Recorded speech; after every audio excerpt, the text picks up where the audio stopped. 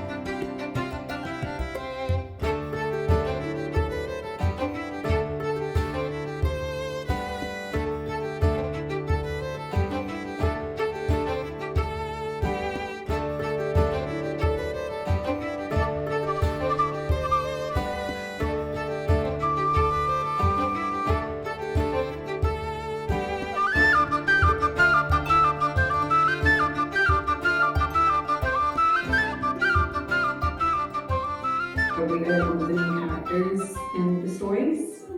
Yeah, so we had this collection of stories that I grew up with, and I would read them, and I really, really loved them.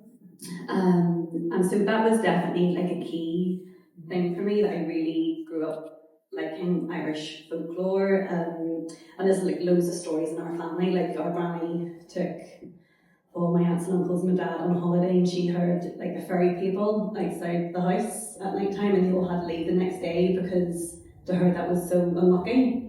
And they'd have been watching her. So I suppose when you're growing up, when you're hearing stories of someone that you know really believed in them, to me they weren't then just stories in a book. You know, they were something that were more real than that, I guess. Different to say reading Greek mythology or Norse mythology, which are now very much in the past, if that makes sense. So I always really loved them, and literally one day random as like a young teenager, I was in a bookstore, and Lady Gregory's book of Gods and Fighting Men was there, and I started to read through, and I was like, oh, this is all the stuff that my granny has in her stories. And so I bought that, and that kind of really set me off then on a kind of real love for Irish mythology. And I did love Greek and Norse as well, but it always struck me that with Greek and Norse, you could have conversations with lots of people about that, whereas Irish mythology and folklore, for me, was a little bit more, like you couldn't do that. And it was almost, not always, but it was always a childish thing to enjoy, as opposed to being an adult thing to enjoy, which Greek is an adult thing to enjoy. And so that was always something, that was like a little nibble in my head that I didn't like that.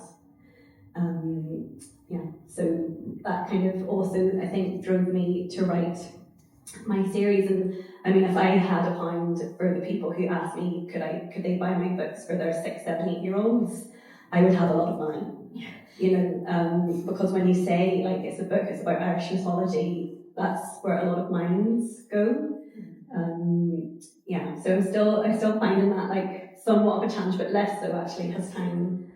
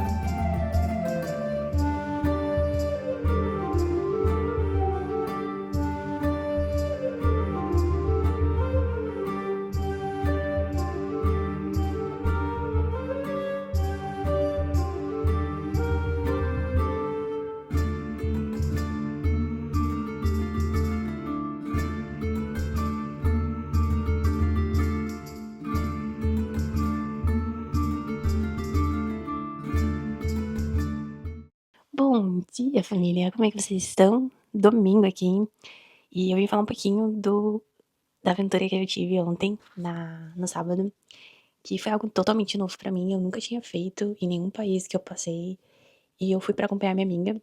Fomos todos nós, fomos a família, né? Eu, a Kani, a Nana e o Juan, e a gente foi visitar uma biblioteca, porque aqui o que mais tem é biblioteca nesse país. E elas são abertas, tu pode pegar livros, aí tem o cartãozinho lá, tu pode levar os livros pra casa e devolver depois. Achei isso muito interessante, o incentivo à leitura que eles têm aqui. E nessa biblioteca onde rolou um painel sobre folclore e mitologia, oh God, mitologia irlandês. E eu achei super interessante, então eu fui pra acompanhar minha amiga. E nesse painel teve 3 escritores que têm livros sendo lançados ou livros já lançados sobre isso. Foi uma conversa muito legal pra mim treinar, principalmente meu listening. Eu tô no momento de guerra comigo mesmo pra focar mais no inglês, me botar em situações que eu vou ter que escutar ou vou ter que falar. Então eu tô me forçando um pouco, até porque são 4 anos viajando, e eu sinto que nesses 4 anos eu ainda não tenho a segurança de falar. Mas voltando ao painel, foi bem interessante. Eu não conhecia os autores, quem conhecia é a minha amiga, ela participa num grupo do Discord, tipo um clube do livro. Gente, hoje eu tô tipo cebolinha, não sei o que tá acontecendo. Então, ela já participa lá, tem essa autora que é bem ativa na comunidade dela dentro do Discord ali, nesse clube, e eu achei muito interessante. E aí, não só ir no painel e escutar um pouco sobre a criação, como é que foi feito, eles também deram os livros, né, de graça. Na verdade, a gente recebeu 2, a gente achou que ia receber 3, mas só tava disponível 2 lá. E o primeiro é esse aqui. Eu achei a capa linda. Tô bem interessada pra ler, mas eu sei que ele vai ser um pouquinho complexo pra mim, pela narrativa. Mas eu vou dar uma lida e eu acho que depois eu vou mandar pro Bruno, porque ele gosta bastante também de mitologia. Então é o The Children of the Goods and the Flight Man, que é da Shauna Lacey. Eu acho que eu tô falando errado, mas tudo bem. E ele tem uma narrativa bem irlandesa mesmo, um pouco fictício, mas também misturado um pouco com a cultura nórdica e viking. Então fala sobre 2 mulheres, 2 guerreiras, bem importante, e sobre uma luta para conquistar o trono de Dublin, né? Então, no livro é como se Dublin fosse a capital a ser reinada. Então eu achei bem interessante. Posso também estar falando besteira sobre o livro, mas foi o que eu entendi sobre o que ele é. E o outro é o Sister Wake, acho que é assim que você fala, que é do David Rudden.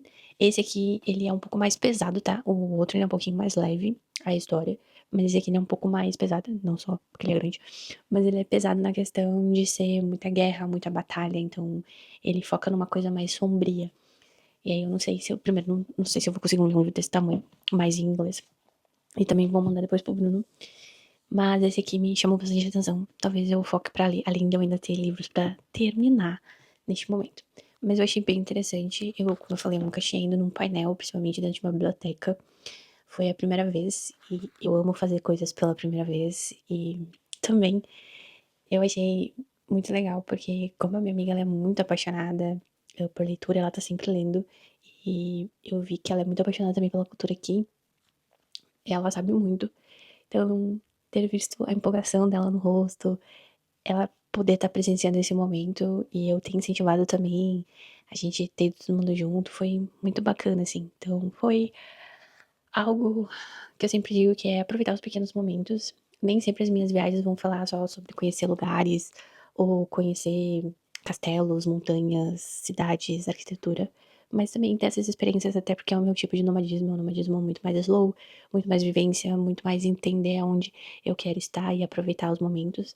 E como eu tô aqui em Newbridge, que é uma cidade um pouco menor, é pequena, então eu tô conseguindo ter essa questão, tô tendo uma rotina de novo, e essa experiência foi muito bacana. Mas falando de hoje a gente vai pra mais uma aventura, e essa vocês vão comigo. Tá rolando aqui, e pra quem não sabe ou não conhece meu diário, eu sou muito apaixonada por café, tanto que eu fiz alguns cursos de barista ultimamente, fui estudando sobre café, ainda tô estudando.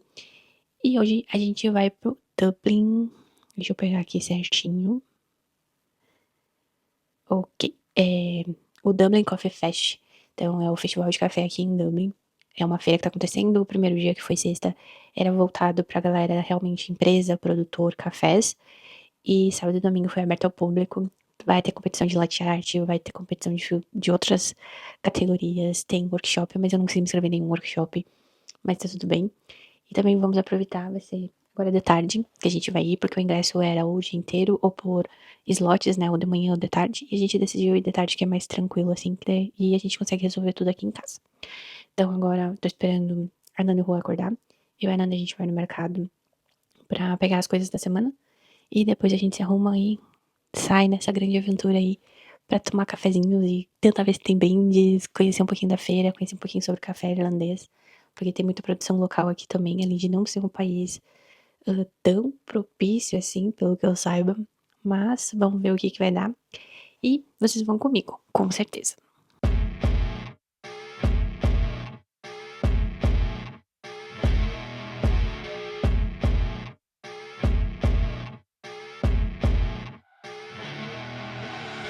I see her rolling up, Uber black Cadillac, high heel boots and a sexy body full of tats. Baby's bad, oh baby's hella bad. After her there ain't no coming back. Wanna take a run at that. I think she's feeling me, turn it up a few. Tem um cup. Ó, tem um mato e tem um schedule aqui. Okay. I don't know. There's a little opera, gosto, leite.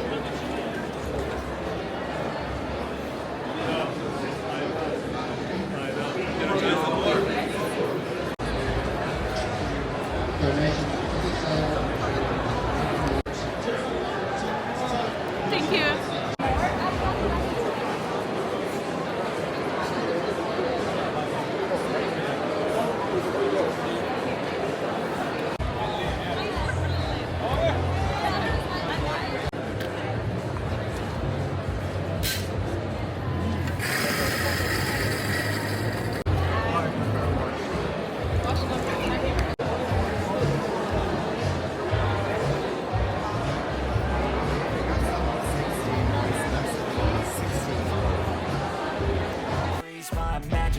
Of her body gets the best of me. Oh gosh, she's such a tease. Bitten lips, bruised knees. I'm addicted to her, need her touching me. Cause she got a bad little waist. And we tearing down this place off the liquor that we chase. Casamigos to the face, baby, I don't need no space. Coming closer for a taste, and I'll show you how I make everything just fade away. Cause she's like sex, drugs, cocaine, body so insane. Jealous of the clothing that she wears up on a tight frame. All game, no shame, baby.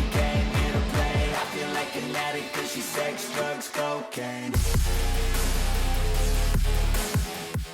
As I got the finish, like a little bit of chocolate. On like the third or fourth sip, I got the taste of almost like a chocolate natural sweetness that allows it to ferment in oxygen-needed bacteria.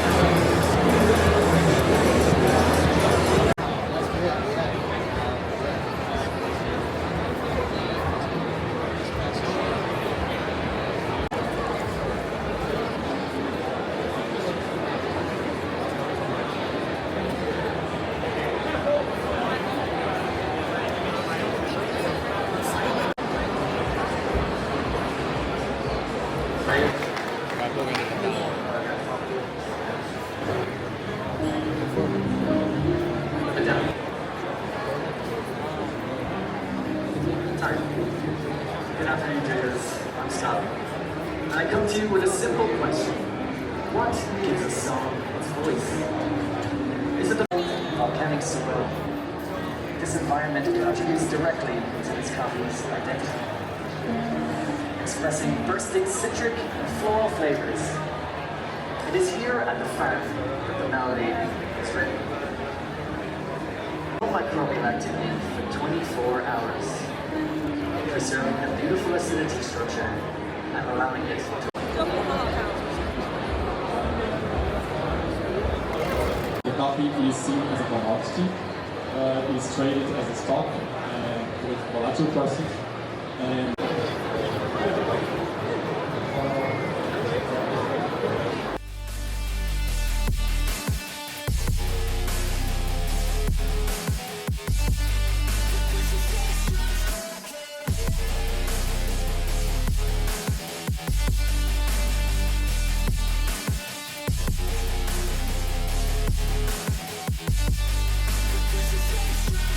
got a fine little body and her mind's kinda naughty. They say that once you taste it, you cannot replace it. She could get you. To bring on our judges.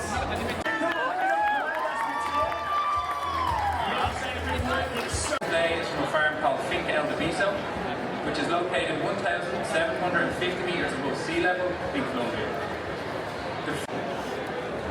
The water we're using today, judges, we started with distilled water, and then we added our own mineral content. And the mineral content. All the dopamine inside triggers fast once she's naked. Her body's a creation. They say the devil made her for his entertainment, but even he couldn't learn how to contain it. Her high heels make a damn good statement. There is no replacement, a body by Satan. She got a bad little waist, and we tearing down this place. Off the liquor that we chase, got some egos to the face. Baby, I don't need no space. Coming closer for a taste, and I'll show you how I make everything just fade away. Cause she's like sex, drugs, cocaine, body so insane. Jealous of the clothing that she wears up on a tight frame. All game, no shame, baby came here to play. I feel like an addict cause she's sex, drugs, cocaine.